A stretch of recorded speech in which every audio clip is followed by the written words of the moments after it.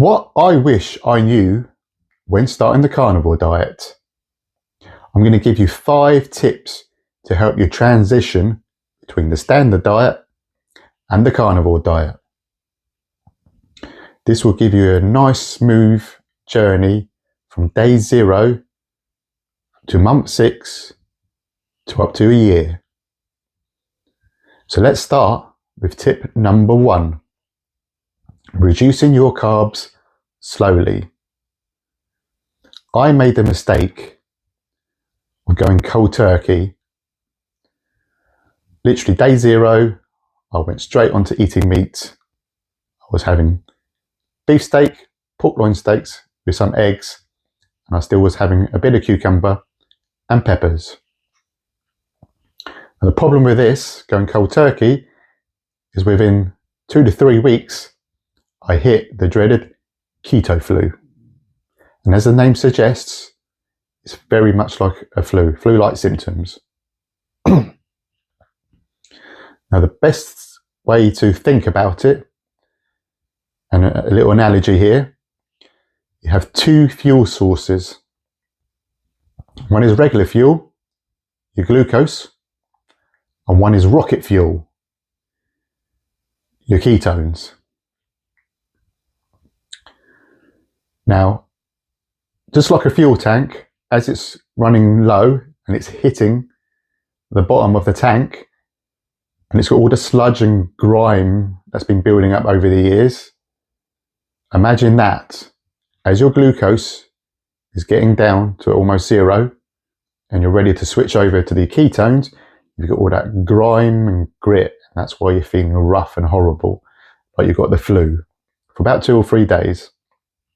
And as soon as you hit the rocket fuel, you're like, bam, I've got loads of energy and I'm buzzing and I can do anything, and I'm jumping out of bed in the morning and not dragging myself out of bed because I'm so tired, and you'll just feel so amazing.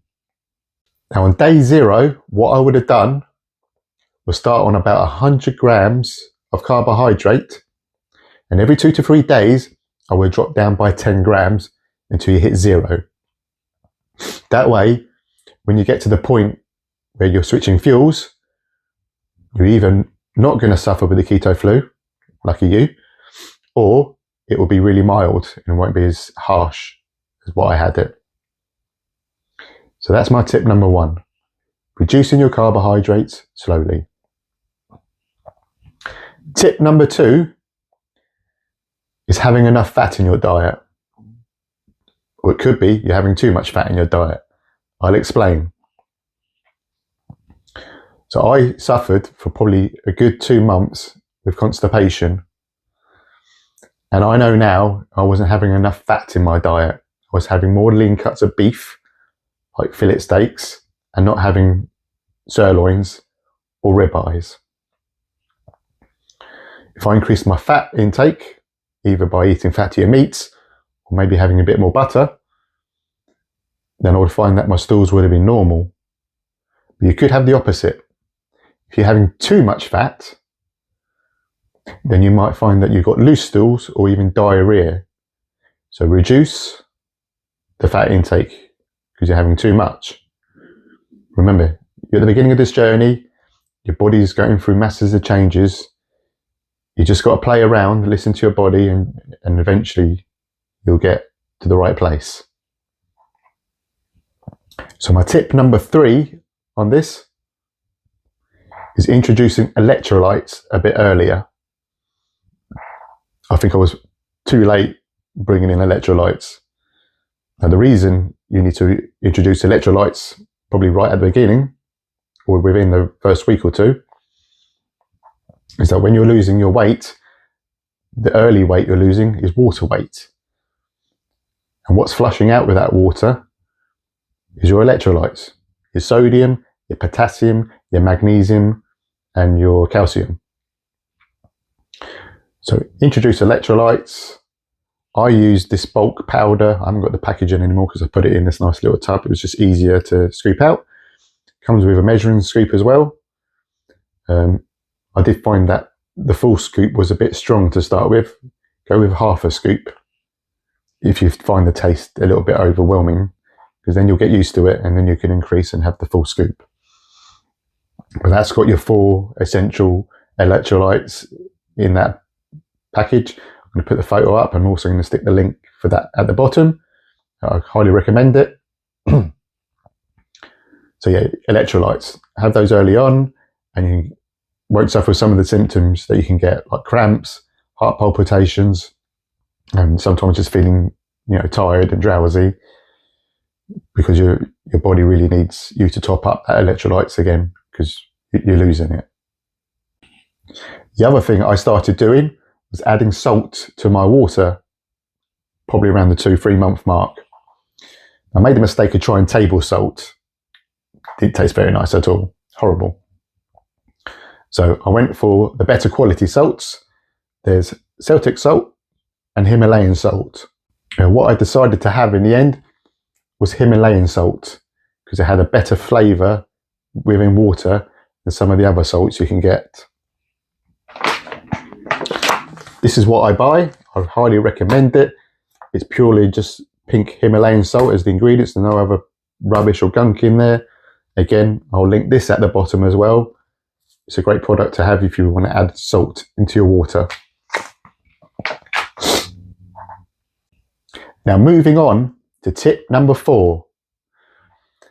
Now, when people go on a diet or they try, Weight Watchers or all these other diets that are available out there, we all like to have a cheat day, don't we? And that's what I done. And this is the problem. This is not a diet. This is a way of eating, the proper way of eating, the proper human diet. But every Saturday, I used to make homemade pizza. It's a family thing we've done for years. It's something I kept going when I started the carnivore diet. I make my own dough at home, so I know there's no other rubbish, chemicals and stuff in there. And I generally put meat and cheese on top anyway. But I kept that going, and probably kept that going for a good 8 to 9 months. And I'll explain why I come off, because that comes to point number 5, or tip number 5. But yeah, I had this cheat day, and even sometimes when we went down to the bakery and got myself a cake or a sugary treat, and then the rest of the week I would eat perfect. But that would be the only thing I would have eaten. I just would have had that pizza, because it would have been a fairly size, probably a 9-10 inch size pizza. I would eat all, but that's all I would have eaten that day. Where before, I probably would have eaten that for lunch or dinner and still would have had something else, either for breakfast or later on. So I convinced myself, it's fine. I'm only having this one meal for the day. Yeah, I got away with it at the beginning, but long term, it's just going to slow you down and ruin your results.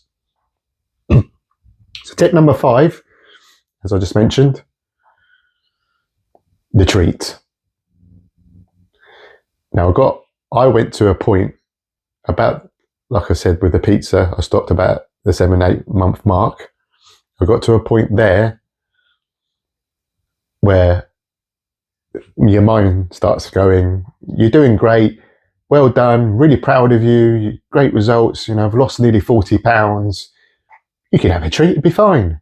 Won't be a problem. Okay. Convince myself, okay, I'll have something. So yeah, I'll have something carby, sugary, whatever. And then the next week I do the same thing. And then the next week I do the same thing. And then maybe I'll do it again for 2 days, 3 days. And all of a sudden I'm having a daily treat. And I'm convincing myself, yeah, it's fine. It won't be a problem. It's only one treat. I'm saying that every day now. And then all of a sudden I step on the scales, I've gained 8 pounds. And I'm thinking, well, what have I done? I don't get it. I'm eating the diet. What am I doing to make me put weight on? Doesn't make sense. Yeah. Of course, I forget about the treat that I'm having daily now.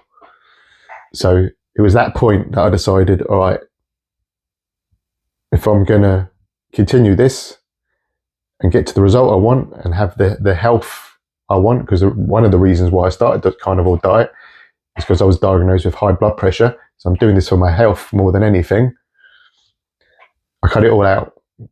So no treat day anymore, no cheat day, no rubbish, just back to eating the proper human diet. I'm just going to give you a little bonus tip. And, you know, I think a lot of people do get to this stage where you hit a plateau. So your weight's dropping nicely, you know, you're losing 10 pounds, 20 pounds, getting to 30. And like I said, I nearly got to 40. And then even though I ruined my results and things went up, before that happened, I did hit a plateau. And I was like, what's going on? I haven't lost any weight this week.